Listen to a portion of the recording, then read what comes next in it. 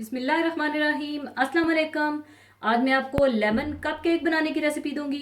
तो lemon cup cake बनाने के लिए हमें चाहिए मक्खन 100 ग्राम और मक्खन रूम टेम्परेचर पर होना चाहिए। मैदा 1.5 कप, दूध half cup, baking powder 1 teaspoon, नमक quarter teaspoon, caster sugar 1 cup, lemon zest यानी बारीक कद्दूकश किया हुआ लीमू का छिलका 1 tablespoon, fresh lemon juice 2 tablespoon, vanilla essence 1 teaspoon, yellow food colour 3 से 4 कतरे और अंडे 2 अदद और लेमन बटर क्रीम फ्रॉस्टिंग के लिए मक्खन 50 ग्राम, ये भी रूम टेम्परेचर पर होना चाहिए। Icing sugar 1 cup, cream cheese 200 ग्राम, मैं यहाँ पर मस्कारा पोन चीज़ का इस्तेमाल कर रही हूँ।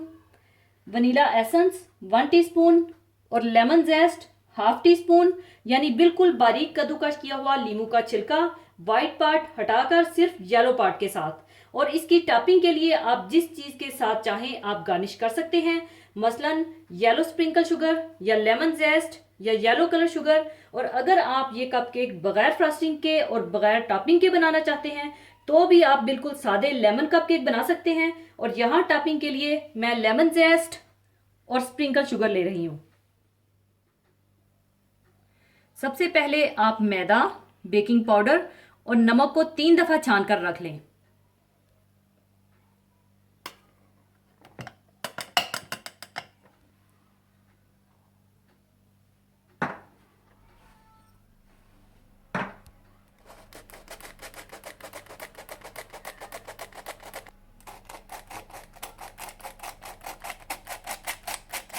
मैदा, बेकिंग पाउडर और नमक को 3 दफ़ा छान कर रखने के बाद आप मक्खन को बीट कर लें।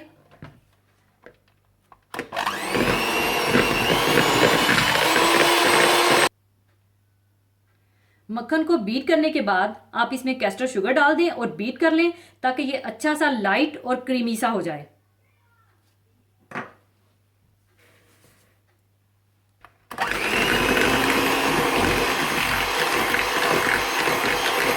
मक्खन और चीनी को अच्छी तरह बीट करने के बाद आप इसमें वनीला एसेंस और एक एक करके अंडा डाल दें और एक अंडा डालें और फिर छना हुआ मैदा और फिर अंडा और फिर छना हुआ मैदा और फिर थोड़ा थोड़ा करके दूध और मैदा डालते जाएं।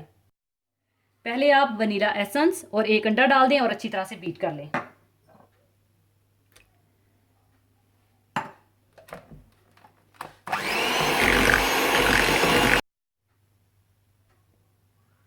फिर इसके बाद थोड़ा सा छना हुआ मैदा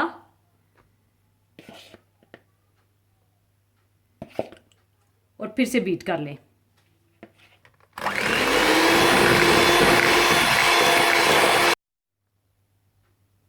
इसके बाद एक और अंडा डालें और बीट कर लें।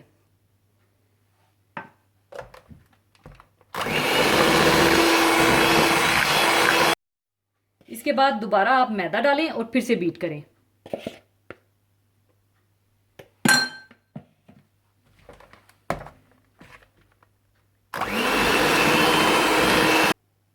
फिर थोड़ा सा दूध डालें और फिर से बीट करें।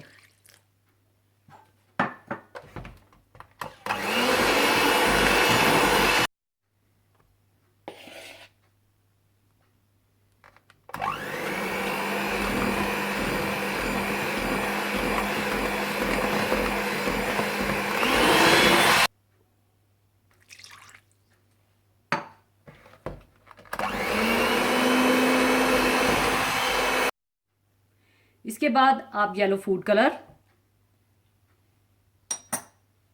लेमन जूस और लेमन जेस्ट डालकर अच्छी तरह से बीट कर लें।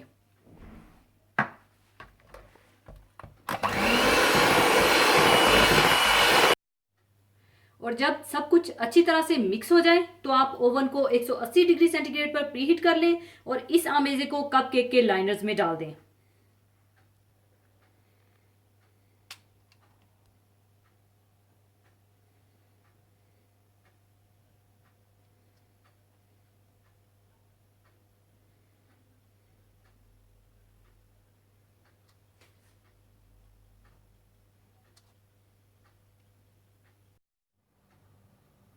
अमेजे को कपकेक के लाइनर्स में डालने के बाद आप इसे 20 मिनट के लिए 180 डिग्री पर बेक कर लें।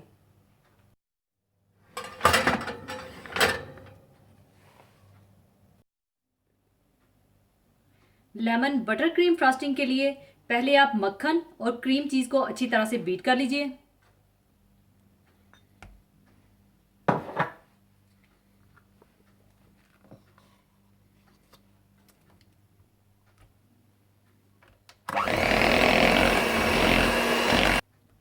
क्रीम चीज़ और बटर को अच्छी तरह बीट करने के बाद आप इसमें वनीला एसेंस, लेमन जेस्ट और आइसिंग शुगर डालकर अच्छी तरह से बीट कर लें।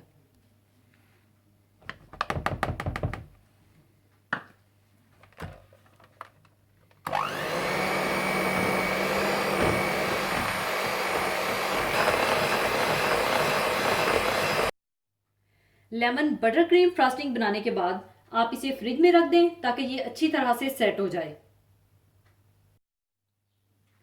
लेमन कपकेक तैयार हैं, अब इन्हें मैं निकाल लूंगी। अब आप इसे बिल्कुल ठंडा होने दीजिए और ठंडा होने के बाद इस पर फ्रॉस्टिंग कीजिएगा, क्योंकि गरम गरम पर आप फ्रॉस्टिंग करेंगे तो फ्रॉस्टिंग पिघल जाएगी।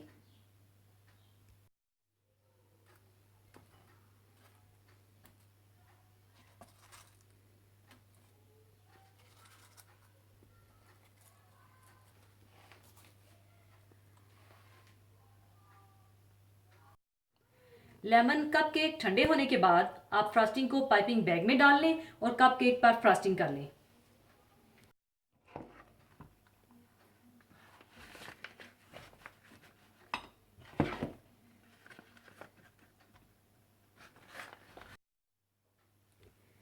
और इस तरह से आप ऊपर फ्रॉस्टिंग कर दें।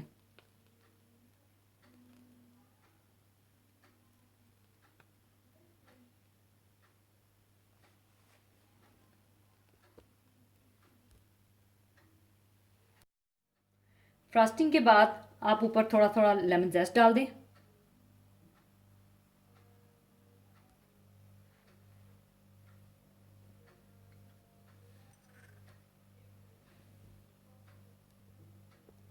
और ऊपर थोड़ी थोड़ी स्प्रिंकल शुगर डाल दें।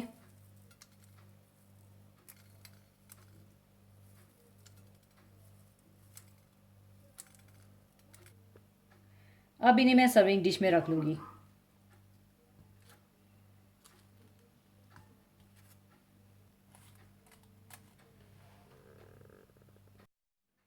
लीजिए, लेमन कप केक तैयार हैं। ज़रूर बनाइएगा। और जाने से पहले एक हदीसे पाक शेयर करना चाहूँगी।